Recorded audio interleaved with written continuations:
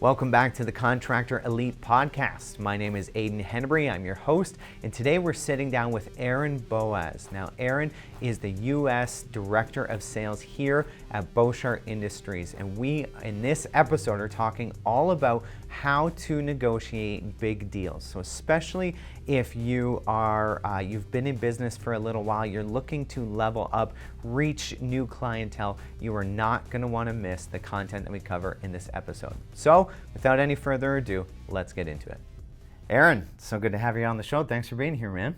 Thank you for having me. Yeah, I'm excited. We've been talking about this episode a bit, obviously, for the past couple weeks, and thinking up, a good conversation that we can have for everyone listening. And I'm excited about what we have. I think it's going to be really good. I know we've got some good stuff. So maybe just to start, for anyone that doesn't know you, can you introduce yourself and tell us a bit about yourself? So maybe, obviously, you work for Boshart Industries. That'd be a good place to start. So maybe walk us through a bit of Boshart Industries and kind of, even prior to this, I know that you've worked in sales for a while and dealt with big contracts, and that's our conversation topic today. So maybe just give me a bit of a background on kind of who you are, how long you've been in this industry, how long you've kind of been in sales, and bring us up to speed to today. Well, I've been at Boshart now for 7 years, and I've been in the sales and sales leadership roles for 25. And prior to this, it was a very similar industry, but before that, it was a very different industry. I came from the telecommunications world, so when you talk about big contracts, that's exactly what I did. This really is not contracted sales. Someone could switch vendors tomorrow. Yep. But I came from originally a world where they were under lengthy contracts for the 3 to 5 years. Yep. So anyway, but that's what I've been doing for the last 25. I love it. And it's evolved. I've evolved. I've made a lot of mistakes. I still make them, but I try to at least learn and help others not make the same one. Yeah, and so you obviously cover quite a territory, if you could call it a territory. It's a country. Maybe just tell us a bit about that in terms of reporting structure. So you obviously have a handful of people that report to you here. What is that like for you? Tell us about that. So I'm the director of all U.S. sales, so that's wholesale and retail. It's made up of a mix of territory managers and independent rep firms. And I would just call it a hybrid role that I don't believe will change. I think we've uncovered that to have all direct employees to work for Boshart is just not really feasible, and it doesn't make sense. And we have some very, very strong rep organizations that we will continue to work with. But yeah, it keeps you on your toes because you bounce between wholesale and retail, and even just working with your sales leaders and then going on sales calls. So sometimes I feel a little rusty when I get in front of a customer because it's been a while, but I love it. I love to get on the road again and do that. So that's good. Well, and what you do as well, again, your role specifically, you're not necessarily out every single day of the week hitting the road and meeting up with, mom and pop shops all over the place, but you're dealing with sometimes entire buying groups that represent a whole bunch of customers and again, covering the entire country of the U.S. That's a huge territory, right? And so I know that you come to this conversation with a lot of interesting experience, and you've seen a lot of things, I think you would say. Is that fair to say? That's very fair. Yeah, so I'm excited to have you here and to dive into this. And so on the topic of negotiating big deals, through Contractor Elite, obviously, contractors we imagine are maybe some of the primary audience that are listening to this episode. Your experience will be a little bit different in terms of the nitty-gritty, the practical side of that, but overall I think you would agree that sales principles kind of carry regardless, right? Again, you talked about working in telecommunications before this, and certainly while there are going to be practical differences to what you did there and what you do here, I would have to imagine that what you did before has enriched what you do today. Is that fair to say? Yeah. And so, so on that, with that kind of established, negotiating big deals, I guess I would be interested to know, because again, you have worked as a salesperson, you have hit the road, and you continually do, and meet with customers face to face, whether they are small customers or big customers. Maybe walk me through kind of what are some of the differences between negotiating deals with a small customer and a big customer? Because I imagine when you are dealing with primarily small customers, to start dealing with customers that might pay you 2 times as much, 3 times as much, 5 times as much, 10 times as much, that feels like a very difficult bar to clear. Like, it feels very hard to get there. And so, if someone should find themselves in a position where they've got a big contract on the table, I guess, can you walk me through some of the differences between small deals and big deals and how a salesperson needs to approach those differently? Yeah, I'll start by maybe explaining some of the mistakes I made. I love it. I love it. That's good. So when I first got into sales, just in general, when I was in telecommunications, I treated everyone the same. I felt like the principles didn't differ, and the difference that I learned quickly was there's usually one stakeholder in a small deal, and they might be the owner of a company, because again, they're not large to have a big staff. So when you're presenting to them, they can make the decision on the spot.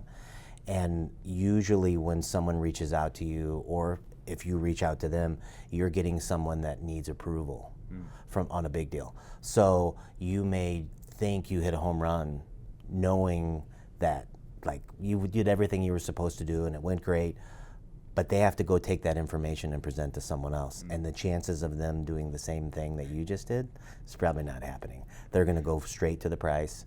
And so everything, the value that you sold, is probably going to be lost in translation.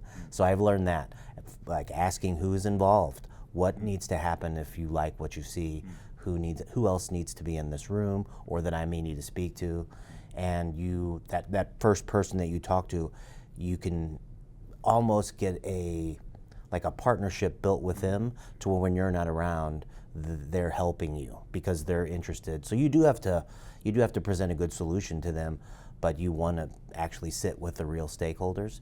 And I've also learned, don't just go in there and give them what they want. Ask them why. Like, what's driving this decision, and what are the pain points you're feeling, because you may be able to provide other value if it's not based on just what they told you. And so the questions and I used to not, I walked in and I did the exact opposite of what you should do as a salesperson, and just talk the whole time, and they just nod, and I stopped doing that. I started asking a bunch of questions, doing research, and it just led to more success. You'll start seeing your percentage of business that you win goes up. And you don't want to like pump the brakes and go slow, but you just want to make sure you have all the relevant information before you present.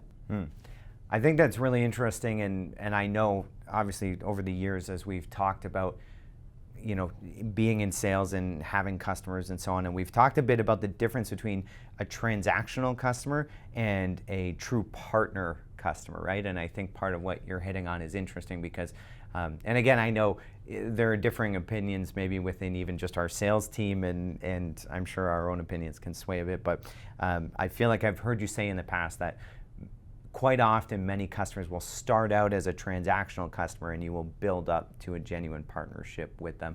And I would say that ideally for us, we are aiming for partnership, that we want to go, you mentioned this, go beyond just offering the best price, but really bring something of value to the customer. So I'm wondering, can you speak on that a bit about, transitioning maybe from being transactional to being more of a partnership? Like, if you're not just offering the bottom dollar, what are additional things of value that contractors, salespeople like us, whatever, can focus on to bring to a relationship to make that relationship better? Yeah, I think oftentimes salespeople, and I've done it myself, when you get a sale, you move on to the next, and it's not a bad thing to always be prospecting, but you have to build trust with the customer for them to become a partner, and they don't feel trust. They feel like you went in there, sold them a bill of goods, and then you left, right? And so your follow-up, your attention to detail, to have meetings to discuss how the project went, all those things start to show the customer that you're here and you want to work with them long term. And one of the things that I've also changed in my approach is when you feel the point in the relationship to get something from them, meaning I'll do a lot of work, but if you're willing to do it too, that's when I really know that you're a partner of ours. And it's cool to see that when that happens. Because all you're trying to do in essence is to help them anyway, but some truly don't want the partnership, and that's okay. Like you said, the transactional customers are, they make up a large percent of our business, but I would love to make everybody a partner, but some already have partners, and I'm just a necessity, and that's okay. But yeah, when you start to see it evolve, it typically comes from something that you've done to build trust. I think trust obviously is a big thing, and if I'm not mistaken, trust and rapport is something that we've talked about in previous episodes, just because it is so vital to the process, right? And again, especially when you're dealing with bigger contracts and bigger deals that kind of pop up, there is an inherent amount more risk that they are placing and that they are staking, and they are trusting in you to follow through and fulfill and take care of them, right? I've heard it said, trust takes a long time to build and an instant to lose, right? And I imagine maybe there's something you might be able to speak to. I don't want to put you on the spot, but is there any, if I appreciate your willingness to share maybe some of the mistakes that you've made. Yeah. Can you maybe speak to that? Has there been an example in your own sales journey, or maybe someone on your team, again, without naming names or violating confidentiality, that you can speak to about the importance of trust, particularly when it comes to bigger deals, and what not having that trust might actually mean to the relationship? Yeah, well, when I first got into the telecommunications business, that's what they trained us to do. They said customer service is for after the sale, meaning we have another department for that. And so it was churn and burn, and it was get the most you can as quickly as possible. And within about 6 months of being at that job, I said, this isn't sustainable. This isn't long-term business. This is replacing business constantly, and it's not healthy for anyone involved. And the first time there's a hiccup, customers, they just don't trust you. As a matter of fact, I had an instance where there was an issue right after I had sold some products, and customer service helped, took care of it. Well, we came out with a new product 2 years later, and I reached out to the same customer, and he didn't even remember me. Wow. And so you're like, I guess I didn't make that much of an impact, but how could I if I walked away so quickly? Now, the industry that we're in now, it's not like that at all. But yes, I have had instances even in our industry where you said you were going to do something, and it might have been out of my power to do it, and I wasn't able to do it, and I immediately destroyed trust. So I stay away from the the term I'll do what I say I'm going to do. I always say if possible, because there are things that you can't control. Well, I would imagine that builds some level of trust and respect, even if you're kind of delivering bad news, to say, hey, I can't promise you I'm going to do this. I promise you I'm going to try. But especially when you work at a company like ours, when there's hundreds of people on staff and a lot of moving parts in order to make some of these things happen, I would have to imagine that at some core level, even if it doesn't mean that you're necessarily going to get more business from that customer, I would imagine that you are building trust and earning respect from them if you're being sincere and upfront about the fact that, hey, I don't know that I can do this for you, but I know that I can try, versus promising the world and failing to deliver, right? Like under promise, over deliver, and the value in that of trying to exceed the expectations of the customer. And so I thought it was really interesting, though, when you're talking about churn and burn, like, making sure that you are not just trying to move on as quickly as you can to the next deal and just look for the opportunity, but maybe especially with some of these bigger deals, really the importance of, not just ghosting them when the check is cleared, Right. and making sure that you are actually truly a partner to them, right? So maybe, is there anything you can speak to on that about really the value of staying connected, or maybe there was an opportunity where you learned from that mistake and you actually were successful at building a relationship with a customer because you understood the value of strong communication, regular communication, not just churning and burning, but actually investing into the relationship. Have you seen something like that yourself or with your team about really making sure that even after the check is cleared, that you are remaining an active part of their business? Yes. Well, that's part of the process that we do on our team. Is it's in stages, and the development stage is what I would consider the follow-up after a change has been made by the customer. And I think we all understand now that the importance of a successful transition to Boshart is important on both levels, because the person that made the decision at a distributor level typically isn't the owner. So if he makes a poor decision and it goes bad, it's not good for him either, or them either. So what we do is we make sure that we lay out a plan on what's going to happen, and it doesn't always go perfect, but we stay in constant communication. We keep each other updated. If there's things that need to be done on both sides, we make sure that we follow up and we ask them to do the same. And then once the project is complete, and when I say project, in our instance, it's, they switched a product. We've had some months to decide if it's been effective, and then we have another meeting and we discuss what were the good and the bad from this. And regardless, what I've noticed is even when it doesn't go well, the fact that I had a meeting or scheduled a meeting with someone knowing that it didn't go well, that does build trust, even though we may have failed in some aspect of it, but you're not just running from it. You embrace it, you discuss it, and say, if you're willing, I'm going to make these adjustments, and let's try something else. Well, ideally, and again, this is probably more true of a partnership than a transactional customer, those people understand that they are also human beings that run a business and, fallible and prone to making mistakes. And so when you are not shy about owning your mistakes, what you do is you set the ground and the framework for them to own their stuff, right? For them to acknowledge when they make a mistake. And I thought it was really interesting because you set expectations, and you said something to the effect of expectations of the customer. And I think maybe one of the faults or the flaws or the things we can fall into by mistake is assuming that, okay, I've got this big deal on the table. They are going to have very high expectations of me that accompany their money. So I have to do everything in my power to be, an absolute superstar and knock it out of the park and whatever.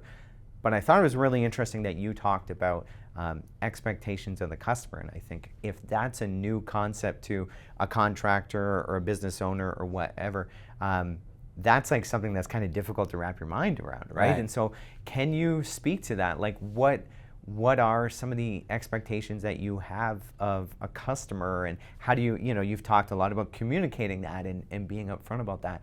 How do you do that? Like, what does that mean? Well, one of the things that I like to talk to our sales team about is, do you really know where you stand with this customer? And of course they all say, absolutely. And I say, how do you know that? And they go, well, I had 3 meetings. I'm like, well, what did they do for you? And they're like, well, they went in the meeting.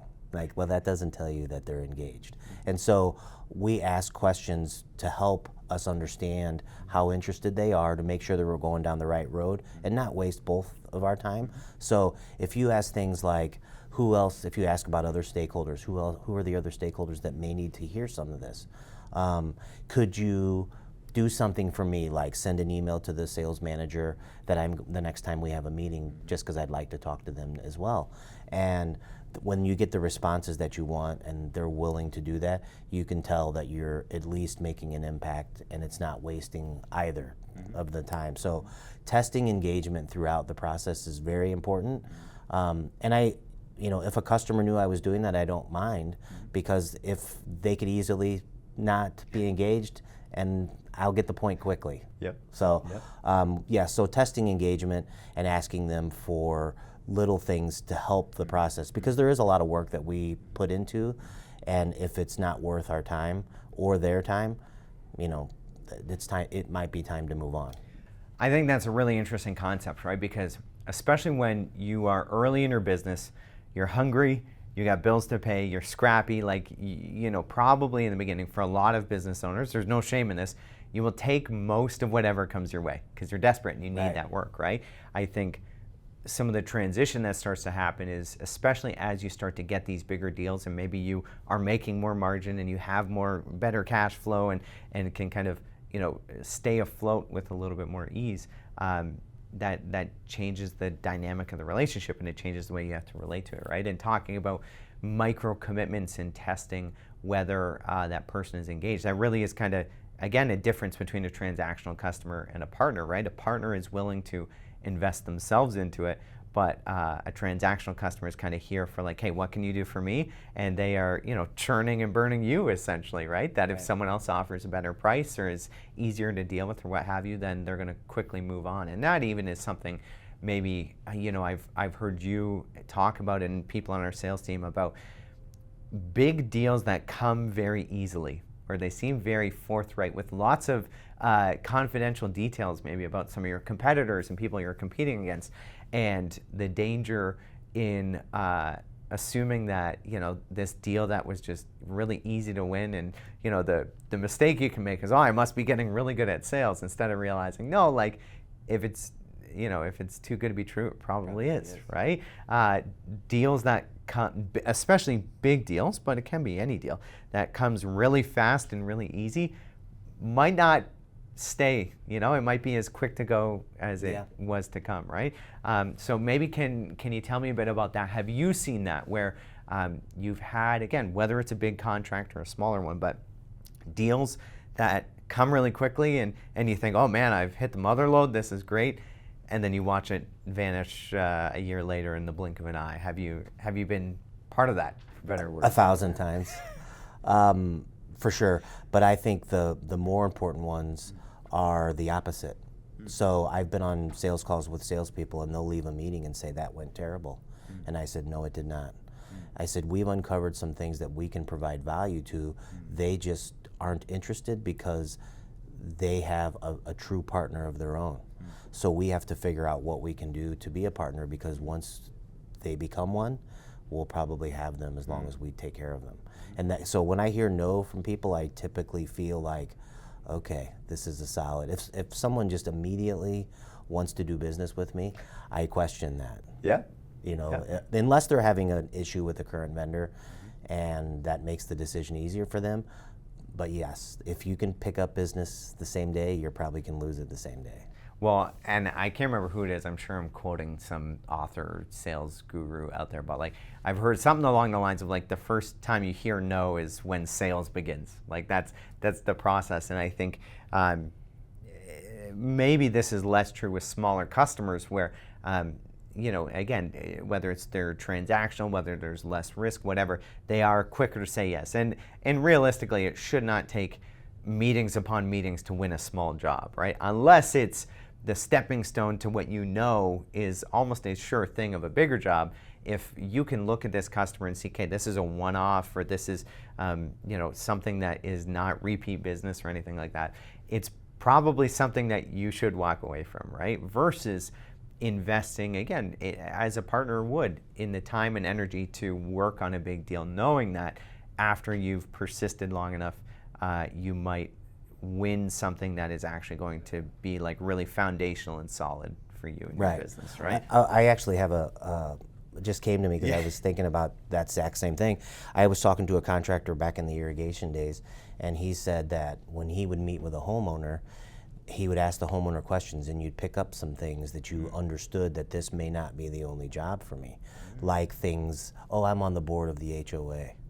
Oh, that's good to know. Yeah, you know what I mean? Like he could recommend this if I do a good job, right? Or I'm the president of the HOA, or I'm a general contractor in a different industry. All those things can lead to references if you do a positive job. So anyway, it just made me think of contractors that I've talked to in the past, and so I thought I think that's interesting because we spent most of this conversation, we really have not touched on price yet. Yeah. And I think that what you've just said is maybe kind of an interesting, en route to that, because like obviously, okay, a big job, potentially lots of dollars, and you as a smaller business person, if this is a new area for you, a new scope of project, whatever, it's very exciting, and you don't, it's like reeling in a fish, right? If you just absolutely start reefing on that line right away, you're going to lose the fish, right? And it's nice and slow, and it's slow and steady wins the race, all those types of things. Like when it comes to price, you mentioned when you're talking about contractors there, okay, maybe this is a small job right now, but yeah, if they are the president of the HOA, okay, here's a great opportunity for future jobs. So when it comes to price, how much of future potential plays into the price that you are willing to offer right now? So whether that's, again, on a per job basis, whether that's in our industry, whether that's discounts on a part or something like that, like how much of that plays into, okay, future opportunity here? How much does that impact what you're doing today? And kind of also, how do you guard against not, getting grandfathered into offering this wicked deal that you make almost no money on, that you might get more jobs, but the margins are so thin that it's almost a waste of your time overall? Like, how do you balance that? Well, it's extremely varied based on the situation. So as an example, if I have an existing partner and their price in a category is where I know the market is and they ask for more, I don't say no, but I ask a lot of questions because something is driving this. Either a competitor is bringing the market down, they're getting pressure internally for themselves to try to find some ways to reduce cost. It's typically not like, I was bored today, so I thought I'd look for a better price. There's usually more to the story. So I try to ask as much information as possible, and it typically leads to some other issue, because most likely if there's no rhyme or reason to ask for a better price, they're going to come back again, right? Yeah. Because you gave in for no apparent reason. There was no benefit other than them getting a better price to offer them a better price, especially when you know the market doesn't justify it. I think that's really interesting that, okay, what you're saying, if I'm understanding correctly, is if you're going to offer a better price, there needs to be some sort of benefit. So whether that's reducing a service or something like that, like, in another life, I was a wedding photographer, and that was prime territory to have people barter with you and ask you for a discount. Why is wedding photography so expensive? And it's like, well, if you do it as well as I do it, you can charge what I charge and be successful, right? But what I finally, in my later years, when I was getting better at sales and marketing and all of these things, was if I'm going to reduce my price, they need to give up something as well. Like, there needs to be a bit of a balance, or I just need to understand what's going on. And again, if it was an opportunity where I knew, okay, all of the bridesmaids are single but about to get engaged, okay, there might be more opportunities for me here. Kind of like the president of the HOA, right? I would be willing to take some of those chances. And I think for sure, until the check clears and you get it in writing, it is a chance you're taking, right? There is a risk that, okay, all the things that they've promised you may not come to fruition. I'm sure you've got stories about that as well. But it's an interesting thing to try to balance that price dynamic and make sure that if you, as the service provider, are offering a discount, that there is some sort of mutual benefit, right? And this goes back to, again, when we're talking about partnership versus a transactional customer. A transactional customer asking for a discount just because. And fair enough, there's opportunities. I understand that someone's going to ask me for a discount on something because why wouldn't they? Like, generally no's are free, so you might as well ask. But I think in order to maintain some of our leverage as salespeople in those conversations, we want to make sure that we are offering them a discount strategically. Right. Can you think of any examples, whether it's been stuff you've experienced, whether here at Boshart previously, or someone on your team, where you've used a reduced price on something in order to build leverage to grow that relationship later in the future, whether that was you knew that there was, in our instance, more lines that they might start buying more products from us, whether that was you knew that there was repeat business. You've talked about with bigger jobs that often there is, the person you are selling to at that company has to become the advocate for you within the company to the people they report to, and there may be ulterior motives there or other things driving their decision making that the lower price might really be hinting at something else. So can you speak to that about using price strategically and lowering it not in a way that is just going to hurt your margin in order to win the business in the short term, but is something that you're doing strategically for the benefit of your business long term? It happens all the time. That's a pretty easy bargaining chip to use. Say, I'll do this can you give me a shot on something else like this? But I think still the idea of knowing the why behind the price, for instance, especially if they're upfront. I had a customer one time that asked for a short-term better price because they were doing a marketing blitz to every contractor in the area, and it costs a lot of money, but there'd be some value to me if the blitz was successful. I'm like, boy, that's a pretty good reason to consider it, right? So, but if I didn't ask that, I would have started questioning that. What are they really a partner? Are they just, is this going to happen all the time? Because we don't have tons of margin in every product. So, yeah, I think that was a perfect example. Or they're opening a new branch and they were doing a big grand opening, and they had asked for something for that. Absolutely. So they were coming to me and asking for a better price because we are partners, not because we're a transactional manufacturer or vendor.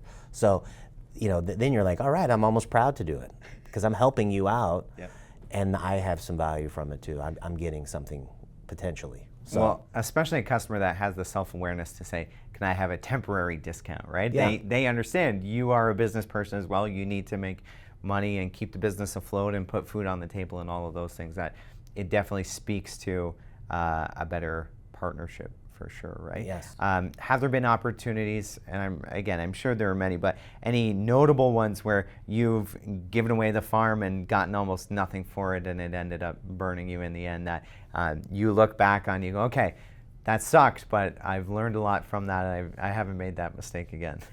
I would say the majority of times that I've went down this path has been that. Yeah. You value the relationship maybe more than others. So you feel like you're helping, but you might actually not be helping. At least you're not helping yourself. So it's, it happens all the time. It's kind of a false engagement that you receive from who you're talking to, and that they truly are just either using you as a bargaining chip with others, or they're just looking for ways to cut costs. And cutting costs isn't always a reason that I wouldn't consider it if it was explained that we're really helping them. And if that's why you're asking us, because you want some help, great.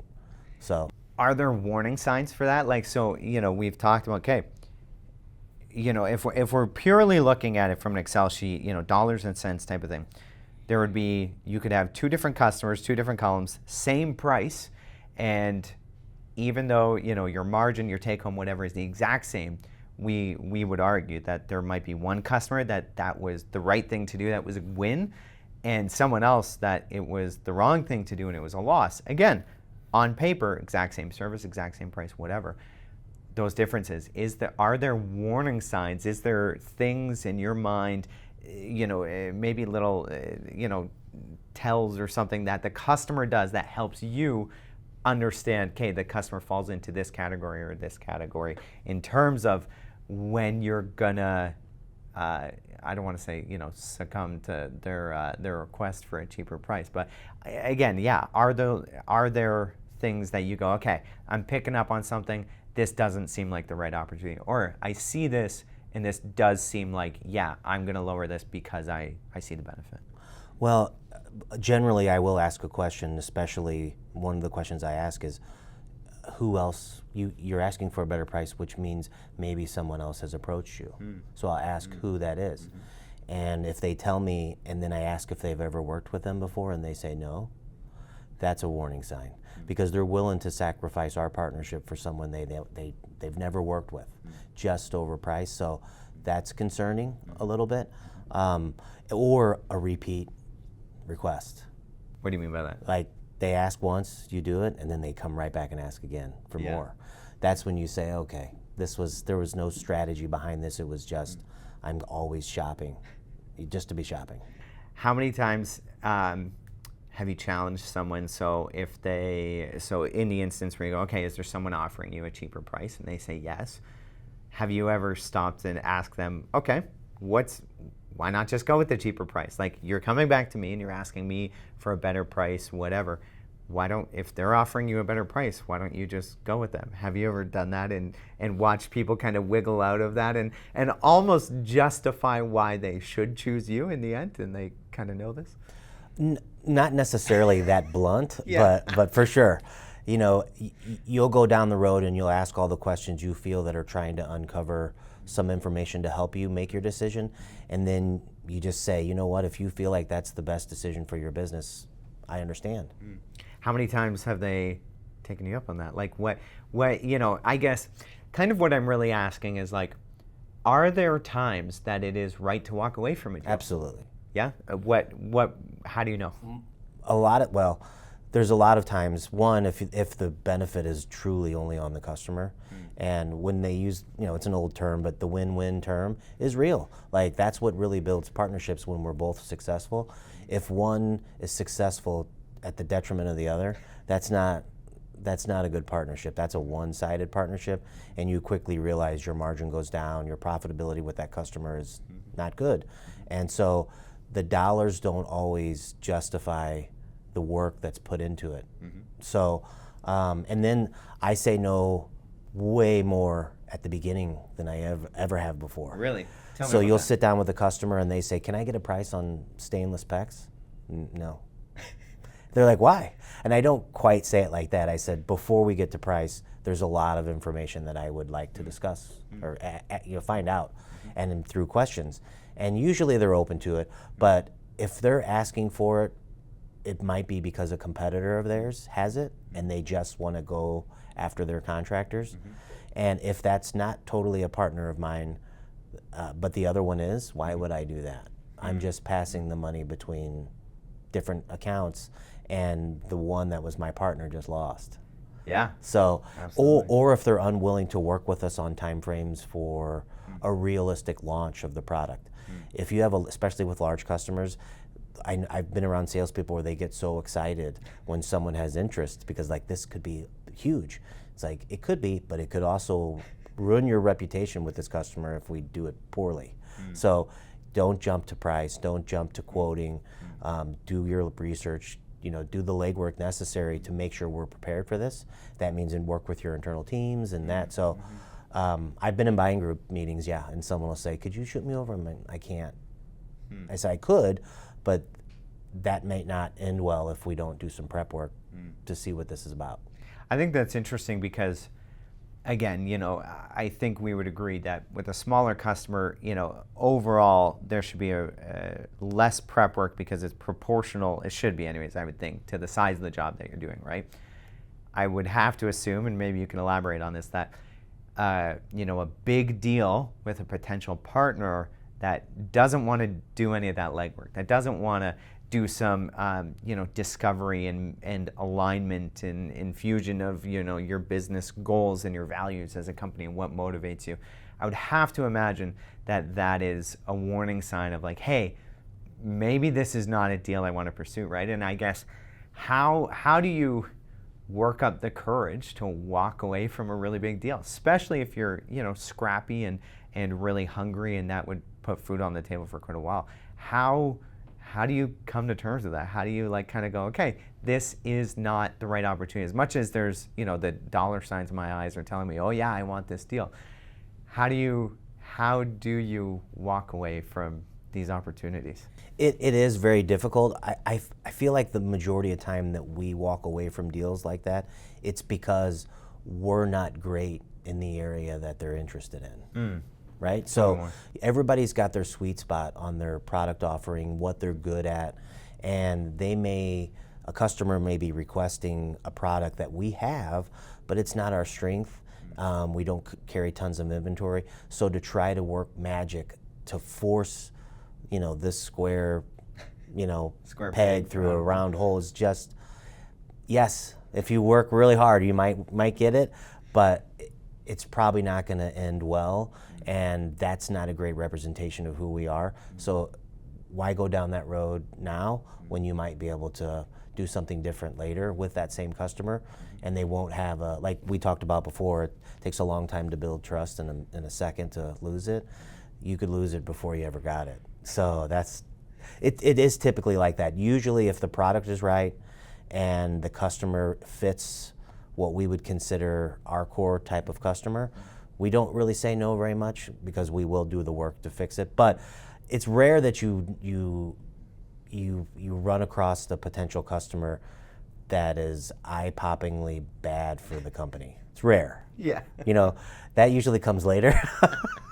That's fair. So that's interesting though, because I imagine, like, I agree with you wholeheartedly, and I think that that's a really foreign concept to a lot of business owners. I mean, again, we're not impervious to it either, of recognizing even if I have this product or offer this service, so I'm a contractor or whatever, I still might want to say no to this opportunity. Big paycheck, again, all these things, right? Take my wife out for a nice steak dinner, celebrate all these things because I got the money to do so. That even if you can, on paper, fulfill what they're looking for, what you're saying is, if it falls out of the sweet spot of your business and what you do, if I'm not mistaken, what your belief is that ultimately, long term anyways, you are setting yourself up for failure, even if you check all the boxes and hit everything that you've agreed to, because you as the business owner are going to be bending over backwards to do something outside of your core strengths. And so even if, technically the customer is happy in the end, if you as the business owner are miserable through that process, overall, while you might, again, the check might have cleared, that's probably not a win for you overall. So maybe actually that's kind of an interesting thing as we're talking about big deals, right? Because I think what can happen, and again, like whether in a past life in wedding photography, I've experienced this for sure, you take on a big client because you see the dollar signs, but in the end, your work-life balance, your happiness, your joy at your job, whatever, the reason you got into doing what you're doing is completely missing, and it's soul-sucking.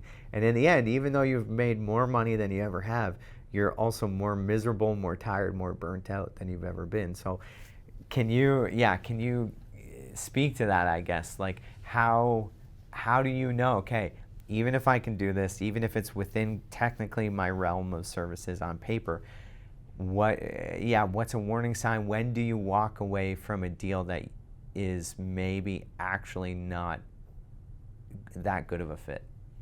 Yeah, it's difficult. And I remember one of my first sales jobs. I did fine with the company, but I didn't have the largest amount of customers. Okay. But I had one of the larger book of business financially. And I think back then it was because I didn't want to work as hard as it took to have all these customers. I'm going to find the right customers that get me to where I need to be, right?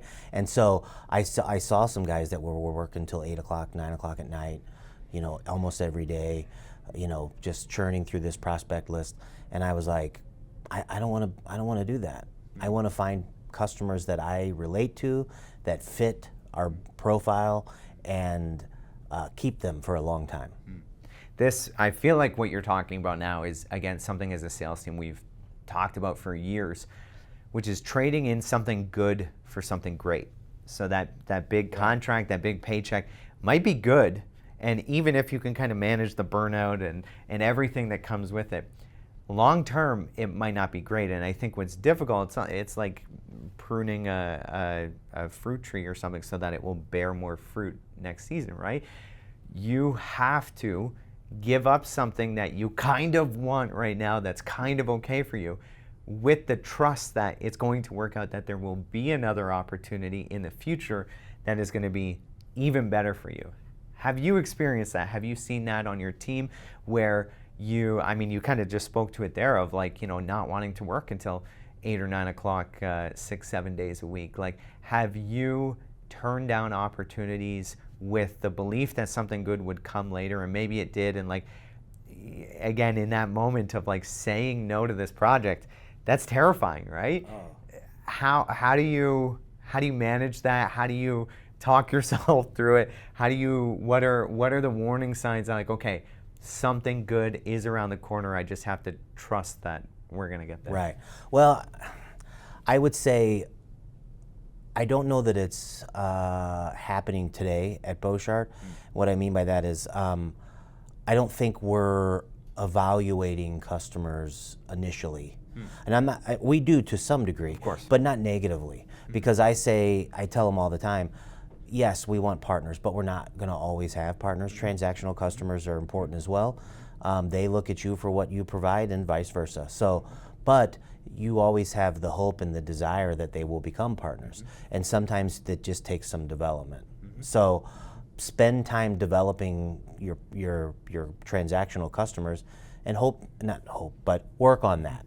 And you'll know pretty early on, but you have to be consistent, you have to build trust. If you're not doing any of those things, none of your customers will become partners, right? So, I don't want to say there's truly warning signs. There are, but you giving everyone the benefit of the doubt that we can build a partnership. I like that. I like that a lot because you're not making an assumption about, okay, you're I not could miss like that so easily, that I could be wrong. So absolutely, right? And I think it's interesting, and one of the things that I learned as a wedding photographer after many failed attempts was that you cannot, this was my experience, and maybe I would love to know if you agree or disagree, you cannot turn a bad customer into a good customer. Like if there are red flags, warning signs, whatever, no matter the value you actually provide, or at least you think you provide, if they don't see it that way, it's not that you can't ever win those, but generally speaking, you are at a constant disadvantage from the very beginning of the relationship. That's very difficult to overcome.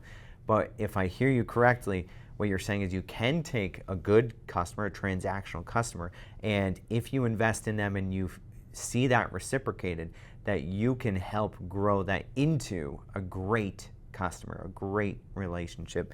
Have you seen that? Like, what's your experience of that? Sure. I think the majority of our partners are that.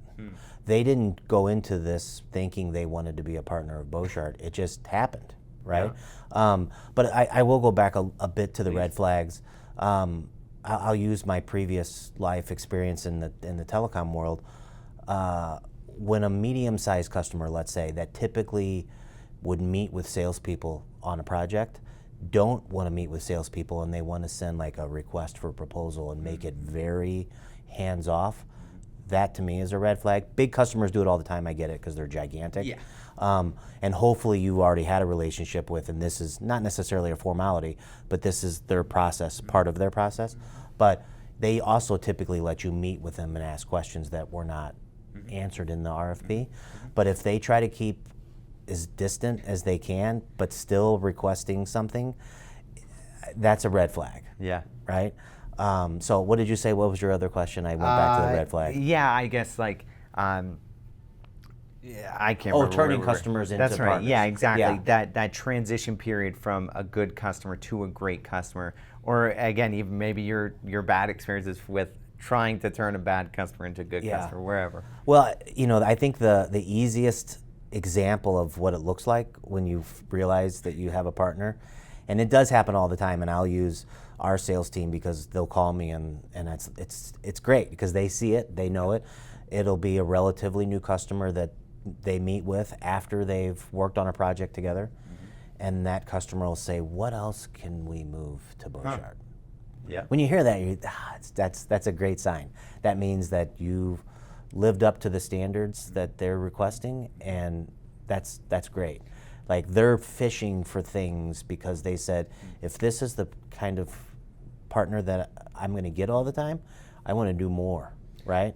And that's just a great feeling when that happens. Well, that goes right back to what we were talking about earlier in this conversation about like business that's, easy come, easy go, right? That when like what a green flag to when a customer says that, of like, hey, what else can I give you? Like where you've reduced the pain, the friction in the buying process so much that they are looking for reasons to pay you. What a fantastic experience to have, right? Yes. And again, it speaks to, I think, probably that transition from a good customer to a great customer. That what you can wrongfully assume off the bat is going to be a great customer just because they sign a big paycheck is not probably going to be that way. And I think there probably is a lot of value in recognizing that good customers, great customers come from good customers. That there has to be all the right foundations there, right? Again, this goes back to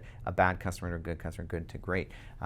There has to be the right foundations there for you to know, okay, this has the opportunity to turn into something really good. And I think you would agree certainly that, from the customer's perspective, they might go, oh, I can't believe that this is already, Boshart's become this great partner to me. I didn't really see this coming. When in reality, you and your team behind the scenes are fighting tooth and nail in order to make that partnership really, really great. And not out of just desperation to try to collect more of their money as quickly as you can, but out of recognizing, hey, I believe that our company can genuinely benefit this customer, and I want to create more and more opportunities to do that, you know?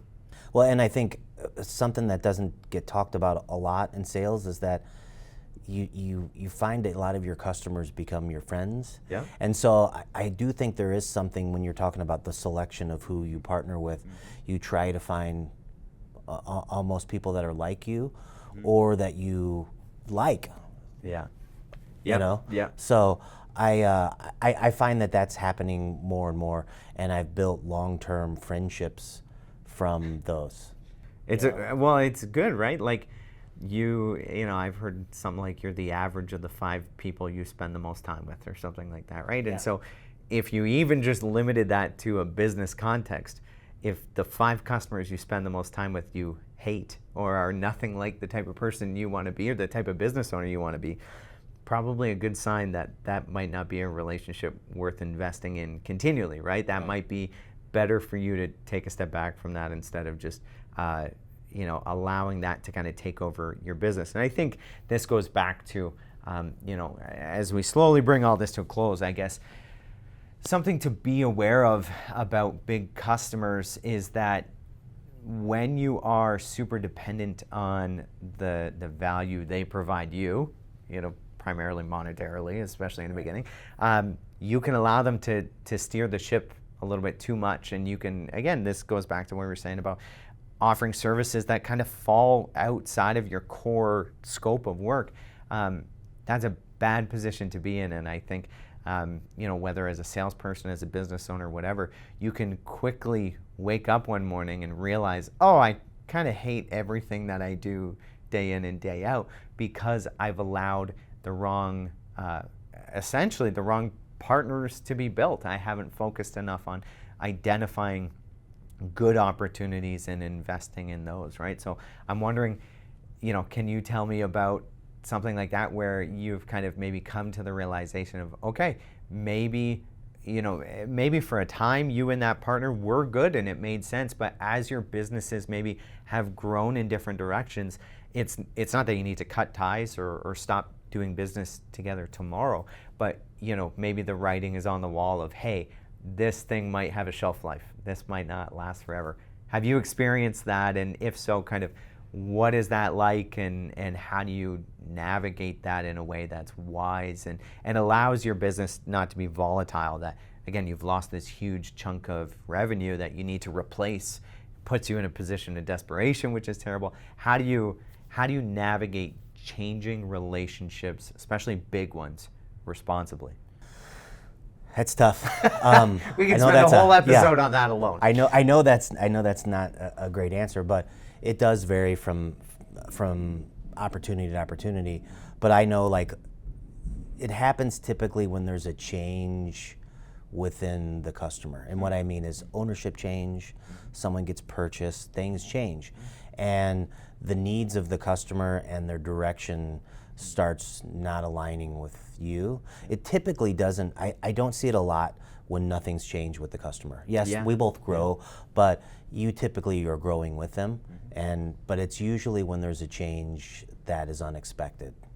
And how to get away from it is, we don't run from it, but we spend less time trying to uncover opportunities because you realize the opportunities aren't as good a fit as they were before, and naturally the business just tends to suffer. You don't stop doing everything you're supposed to do, but you stop looking for the opportunities, and someone else that is a competitor doesn't stop. Yep, and I think that, and again, like, kind of the circle of life, that it might be the right time that your competitor actually fills that need better than you and your business does, right? And it is the right time to move on And ideally, if you are, successfully running a business and doing that well, then it's not going to be the absolute biggest loss when that natural growing apart happens. And I think I really like that, for anyone listening, as a good warning sign of when there is some sort of big change, structural change, ownership change, management, leadership change, whatever, that is something just to be aware of like, hey, it doesn't guarantee, I'm sure you'd agree, it doesn't guarantee the relationship's going to change, or that it might even be immediate. It might not be immediate. It might still be a couple months or maybe even a year delayed, but it is something to be aware of like, hey, this, I should pay attention to this relationship and see if I can see warning signs of where it might go, for the better or the worse, right? Right. So maybe as my last question for you here, Aaron, we've covered a lot of ground today, man. We've talked about a lot, and again, there's like so much that we've just glossed over that we could spend so much time talking about, and we have, and I'm sure we will in the future. Someone listening to this episode, if they were to walk away from this, forget everything we spoke about for the past 45, 50 minutes, whatever, and only take one thing away when it comes to negotiating big deals, doing that responsibly, doing it well. When, I'm going to ask, as you look back and you survey your career thus far, has there been one pivotal thing you've done, piece of advice someone gave you, whatever, that has helped you the most in your sales journey with customers, whatever? It's kind of simple, and I mentioned it before, you hear people say all the time, say no more. I wouldn't say it's that. I just say stop saying yes all the time, because it's so natural for salespeople to just want business, and they're so excited. They say yes before they really dig in. And I'm not saying you, like I said, you don't say no, but don't just say yes all the time. Ask questions, ask why, and get to the kind of the core of what you're talking about before you say yes. I like that a lot. I like that. Aaron, it's just such a pleasure, man. Thanks, buddy. Yeah. Thanks for being on the show. I'm sure we will have you back in the future. Thanks. Appreciate it. Thanks. And that is our episode. Hope that you got a lot out of that. Really interesting conversations for sure. If you're not yet subscribed to the Contractor Elite podcast or newsletter, by all means, head to contractorelite.co right now. Get signed up, get on that mailing list. There's also an ability to make an account there if you want to access all of the previous content, the newsletters, the podcast episodes, and everything else that we've released. Until then, we'll catch you in the next one.